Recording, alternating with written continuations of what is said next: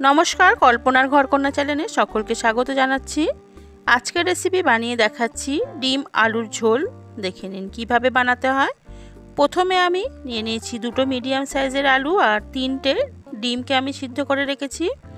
একটা বড় সাইজের পেঁয়াজ কেটেছি আর একটা টমেটোর অর্ধেক নিয়েছি। এদিকে কড়া গরম করে নিয়েছি। নেবার পর দিয়ে দিচ্ছি 3 টেবিল চামচ সর্ষের তেল। তেলটাকে দিয়ে ভালো করে গরম করে নেবার পর এরপর দিয়ে দিচ্ছি 1 চিমটি লবণ।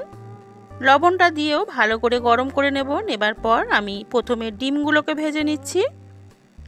কড়ার মধ্যে ডিমগুলো দিয়ে দিয়েছি আর উপর থেকে দিয়ে দেব 1 চিমটি হলুদ আর 1 চিমটি দিয়ে দেব লঙ্কার গুঁড়ো। দেবার পর ভালো করে নাড়াচাড়া করে ডিমটাকে একটু লাল লাল করে ভেজে নিচ্ছি। কিছুক্ষণ আমি ডিমটাকে নাড়াচাড়া করে লাল করে ভেজে নিচ্ছি। ডিমটা ভাজা হয়ে গেছে, এখন তুলে নিচ্ছি। ওই তেলের মধ্যে এবার দিয়ে দিচ্ছি কেটে রাখা আলু। আলুটাকে দিয়েও আমি বেশ কিছুক্ষণ সময় ধরে একটু লাল করে ভেজে নেব। দেখুন আলুটাও আমার খুব সুন্দর করে লাল করে ভাজা হয়ে গেছে, এখন তুলে নিচ্ছি। যারা এখনও আমার চ্যানেলটি সাবস্ক্রাইব করেননি তাদেরকে অনুরোধ করব যাতে করে আমার চ্যানেলটি সাবস্ক্রাইব করে নেয়। বাকি তেলের মধ্যে আমি দিয়ে দিচ্ছি 1/2 টিস্পুন গোটা জিরে আর একটা তেজপাতা। তেজপাতাটাকে দিয়েও ভালো করে একটু ভাজা ভাজা করে নিচ্ছি।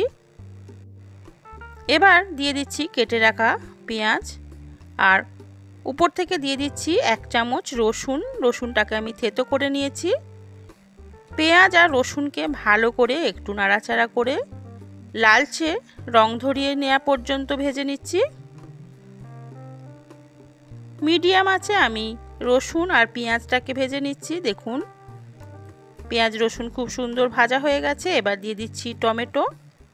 যে টমেটোটা কেটে রেখেছিলাম দিয়ে দিয়েছি, একটু নাড়াচাড়া করে নিচ্ছি তেলের সঙ্গে। আর উপর থেকে দিয়ে দিচ্ছি পরিমাণ মতো লবণ।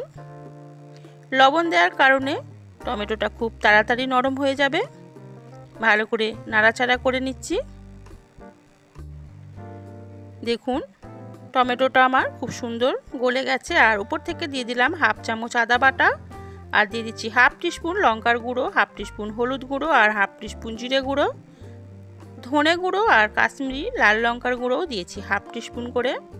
এবার সব মশলাগুলোকে ভালো করে কষিয়ে নিচ্ছি। একটু সামান্য পরিমাণ জল দিয়ে দিচ্ছি এখানে। জলটাকে দিয়ে ভালো করে আমি 3-4 মিনিট সময় একটু কষিয়ে নিচ্ছি লো আঁচে। দেখুন 3-4 মিনিট হয়ে গেছে আর মশলাটা খুব সুন্দর কষানো হয়েছে, উপর থেকে তেল ছেড়ে গেছে। ভালো করে আরও একটু নাড়াচাড়া করে নেবার পর আমি যে আলুগুলোকে ভেজে রেখেছি আলুটাকে দিয়ে দিচ্ছি। আলুগুলোকে দিয়েও মশলার সাথে আবারও কিছুক্ষণ কষিয়ে নিচ্ছি। একটু নাড়াচাড়া করে নেবার পর সামান্য এখানেও জল অ্যাড করে দিচ্ছি। খুব সামান্য জল দিয়েছি। জলটা দিয়ে মশলার সাথে ভালো করে মিশিয়ে নিয়ে আমি 2 মিনিটের জন্য ঢাকা দিয়ে কষিয়ে নেব। 2 মিনিট হয়ে গেছে, ঢাকাটা তুলে নিয়েছি। আর দেখুন মশলার সঙ্গে আলুটা খুব সুন্দর কষানো হয়ে গেছে এবং উপর থেকে তেল ছেড়ে দিয়েছে। একটু নাড়াচাড়া করে নিচ্ছি আবারও। আলুটা আমার এখন 60% সিদ্ধ হয়ে গেছে। এবার আমি এখানে জল দিয়ে দেব। আমি 1 কাপ পরিমাণ জল এখানে অ্যাড করে দিচ্ছি। জলটা দিয়ে আলুর সঙ্গে ভালো করে মিশিয়ে নিলাম। খুব সহজ একটা রেসিপি, গরম ভাতের সঙ্গে রুটি পরোটার সঙ্গেও এই রেসিপিটা খেতে কিন্তু খুবই ভালো লাগে। আমি ঢাকা দিয়ে দিলাম 3 থেকে 4 মিনিটের জন্য। 3-4 মিনিট হয়ে গেছে, ঢাকাটা তুলে নিয়েছি। দেখুন ঝোলটা ফুটে গেছে। এখন আমার আলুটা আরও একটু সিদ্ধ হয়ে গেছে। এবার যে ডিমগুলোকে আমি ভেজে রেখেছি ডিমটাকেও দিয়ে দেব। আমি ডিমের সাইডগুলো একটু করে ছুরির সাহায্যে কেটে নিয়েছি।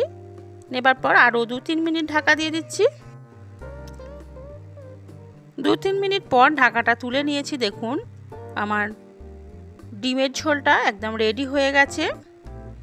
ঝোলটা এখানে কিন্তু অনেকটাই কমে গেছে। আমি আরও সামান্য জল এখানে অ্যাড করেছি আর উপর থেকে ছড়িয়ে নিয়েছি সামান্য পরিমাণ গরম মশলার গুঁড়ো এটা অপশনাল, আপনারা যদি অপছন্দ করেন তাহলে স্কিপ করে দেবেন। জাস্ট কিছুক্ষণ আমি একটু ভালো করে মিশিয়ে নিয়ে কয়েক সেকেন্ড গ্যাসের মধ্যে একটু ফুটিয়ে নেব। কয়েক সেকেন্ড আমি ঝোলটাকে একটু ফুটিয়ে নিচ্ছি লো আঁচে গ্যাসের মধ্যে। জাস্ট একটু হালকা হাতে নাড়াচাড়া করে নিচ্ছি। আর আমার ডিমের ঝোলের রেসিপিটা একদম রেডি হয়ে গেছে। এবার আমি গ্যাস বন্ধ করে দিচ্ছি। দেবার পর আপনাদেরকে নামিয়ে দেখাচ্ছি। দেখুন কত সুন্দর দেখতে হয়েছে ডিম আলুর ঝোলের রেসিপি। অবশ্যই আপনারা একবার বাড়িতে বানিয়ে দেখবেন। গরম ভাতের সঙ্গেও এটা খুব সুন্দর খেতে লাগে এবং রুটি পরোটা লুচি সব কিছুর সঙ্গেই খেতে ভালো লাগে। রেসিপিটা কেমন হয়েছে কমেন্টে জানাবেন। আমার রেসিপিটা ভালো লাগলে অবশ্যই একটা লাইক করবেন। নমস্কার।